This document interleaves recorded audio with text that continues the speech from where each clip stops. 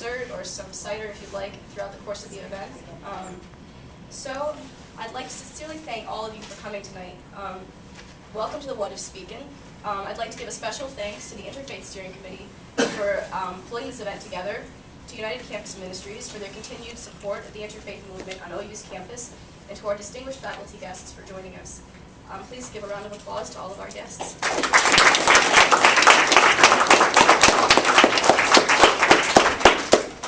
All right, so I'd like to kick off this evening by telling you all a short story about how I came to believe interfaith cooperation is important.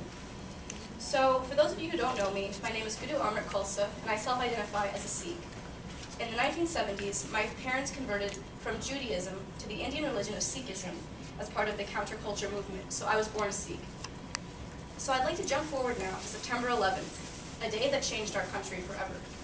As we all know, the news was splattered with images of violence conducted in the name of Islam. People throughout the nation began to associate both Muslims and those who looked like Muslims with terrorism. My father, on his way to work every day, was routinely called Osama bin Laden by passers-by. At the time, I was very angry that two beautiful faiths, Sikhism and Islam, were being co-opted in the public eye by violent and terrifying images that were so far from what I saw as the core of these two faiths. However, and as we know, worldwide, we see images every day of youth from all major faiths committing terrorist acts as an affirmation of their faith. However, tonight, we would like to tell a different story, an inspiring story, one that is often overlooked. All around the world, other religious youth are devoting huge chunks out of each and every day to service projects for the betterment of their communities. A common value in almost all religious paths is the belief that fulfilling one's highest purpose comes in the service of others. Though I do not practice Sikhism as rigorously as I once did, I still hold the Sikh faith in my heart. There is Sikh scripture and theology emphasizing the validity of all religious paths, and a central tenet of Sikhism is that there is more than one path to God, but there is one truth. There are also personal examples of leadership among Sikhs advocating interfaith cooperation. One such example is Yogi Bhajan, a Sikh from India who spread the Sikh teachings to the West. Yogi Bhajan served on many interfaith panels throughout his life and met with Pope John Paul II, urging him to bring leaders of major faith traditions together to convene on important issues. So, not only does my faith call me to serve others, not only does my faith call me to respect members of other faiths, but my faith calls me to work together with members from all and no faith backgrounds, actively, to better our communities. And I bet that if you think about it, yours does too. Whether or not faith plays a large role in your life, whether or not you support organized religion, and whether your faith hero may be Jesus, Gandhi, Martin Luther King, Mohammed, Guru Nanak, Dorothy Day, the Dalai Lama, or Rabbi Joshua Heschel.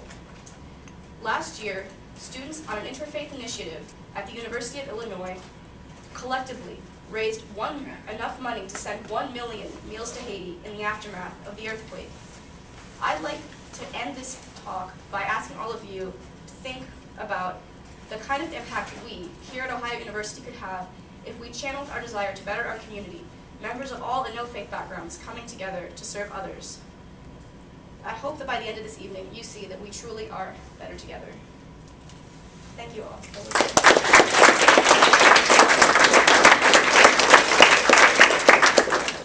All right, so for the next part of our program, I'd like to invite my fellow steering committee member, Rachel Whitman, up, and we're going to give a short slideshow about the interfaith movement. Hi, like she said, my name is Rachel Whitman. I'm the hospitality chair on the Interfaith Steering Committee, and I'm also a board member on UCM, Center for Spiritual Growth, Center for Spiritual Growth and Social Justice. It is such a long title, and very glad to be here today.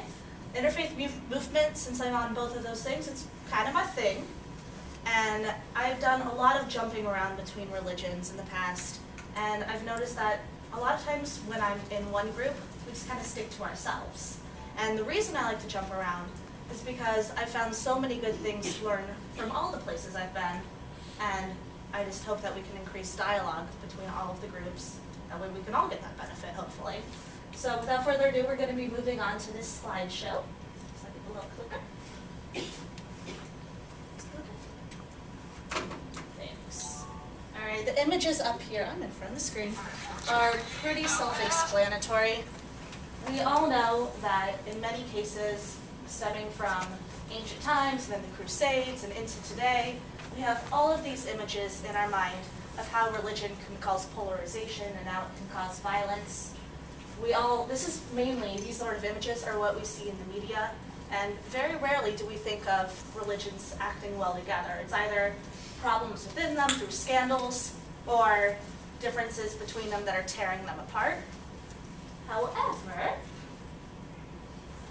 there are a lot of good things going on, and we just need to focus in on them, which can be shown in a lot of different ways. It can be just talking about how we do have relationships with people in different faith communities, or it could also be getting groups together to work for the common good. Almost anyone agrees that helping our community is important, and so community service projects are one of the easiest ways to bring faith communities together and people of no faith traditions. So right now we're going to be watching a short video from Interfaith Youth Corps that will help explain a little bit more about the movement, and we'll be going on from there.